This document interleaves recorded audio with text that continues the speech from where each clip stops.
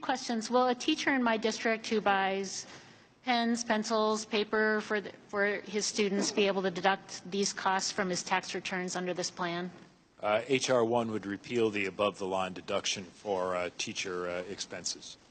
Will a corporation that buys pens, pencils, and papers for its workers be able to deduct those costs from its tax returns under this plan?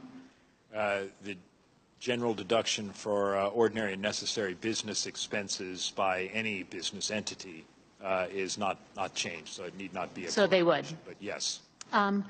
Will a firefighter district be able to deduct the state and local sales taxes that she pays from her tax returns under this plan? As noted previously, the itemized deduction for the election of either state or local income taxes would be repealed under H.R. 1. And will a corporation be able to deduct sales taxes on business purchases under this plan?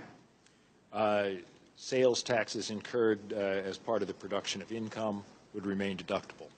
Okay, so they would. Will a homeowner in my district be able to deduct more than $10,000 in property taxes under this plan? Real estate taxes under H.R. 1 would be capped at $10,000. Okay.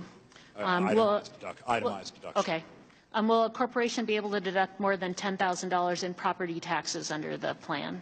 Again, under the same rule I was describing as ordinary and necessary business expenses, the taxes attributable to earning income would be deductible, so the short answer is yes. Okay. And if a worker in my district had to move because his employer is forcing him to relocate his family or potentially lose his job, can he deduct his moving expenses under this plan?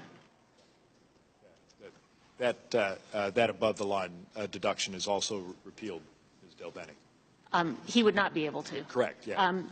But if a corporation decides to close its facilities in my district, fire its workers, and move its operation to China, say, can it deduct associated moving expenses under this plan?